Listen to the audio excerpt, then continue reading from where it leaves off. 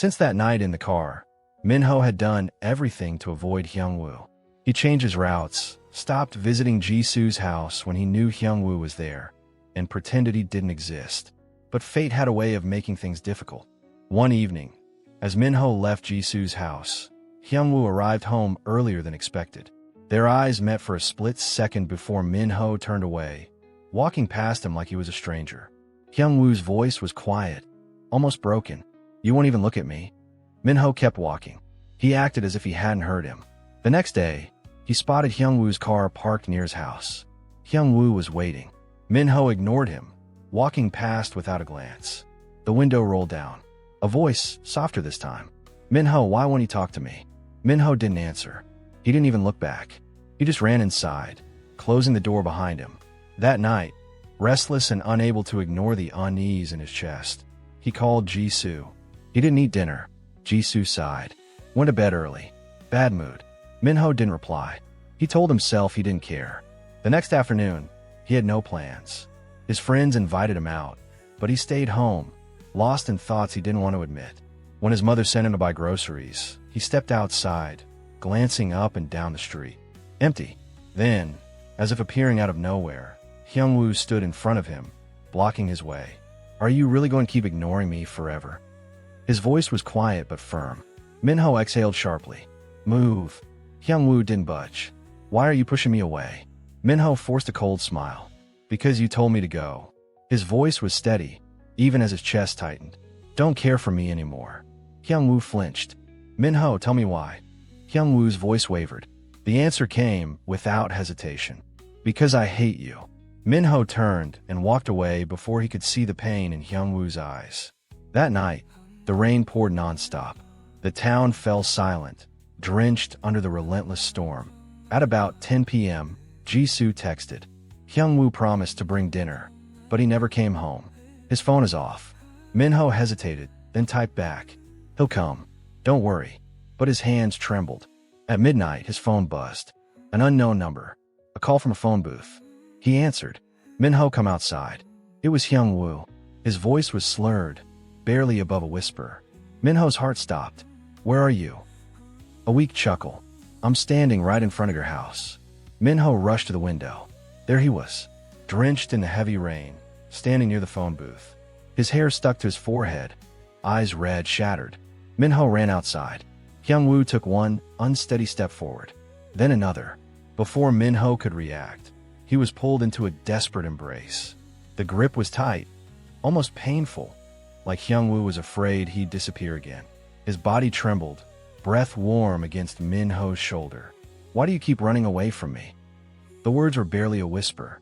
Minho stiffened. His heart pounded, but he forced himself to stay cold. Hyungwoo's fingers clenched.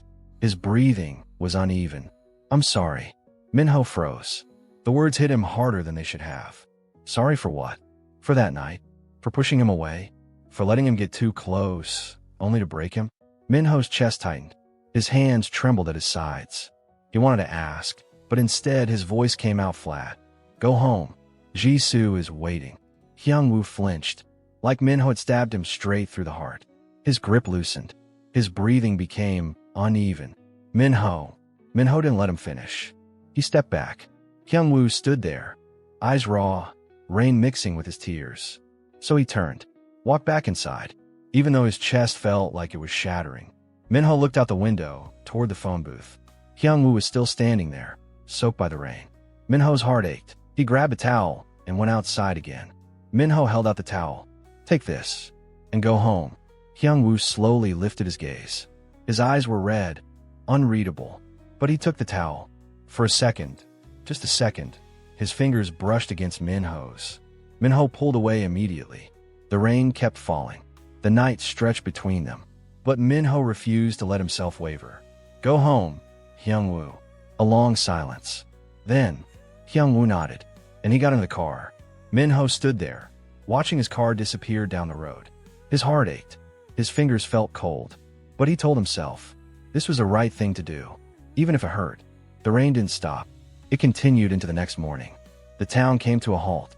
The electricity went out. No signals. Minho's parents stayed home that day. The rain didn't seem to stop. Minho couldn't go out or contact Jisoo. But then, as if by magic, the rain stopped that night. Minho's phone had switched off before the signal failure. When everything returned to normal, he turned it back on. 20 missed calls from Jisoo. Minho's stomach dropped. He called back immediately. Jisoo was crying on the other end. Minho. Hyung-woo, something's wrong. Minho felt fear crawl up his spine. He came home late last night, completely soaked. He was drunk. He locked himself in his room. He hasn't come out since yesterday. Minho's breath caught in his throat. He ran to Jisoo's house. Jisoo was there, eyes red. His usual smile was gone. Both of them rushed to Hyung-woo's room. Minho knocked on the door, breathless. Hyung-woo, open the door. No response. Jisoo whispered. He won't even answer me. Minho clenched his jaw. This was his fault. He knocked harder. Hyung-woo, if you don't open this door, I swear I'll break it down. Silence. No sound at all. Minho turned to Jisoo. Let's break the door. He stepped back, ready to kick it down. Then, a noise from inside. A faint, broken sound. Something crashed. Jisoo gasped. Minho's blood ran cold. He didn't wait. He slammed into the door, and it burst open. And what he saw on the other side made his heart stop. I'll find you against the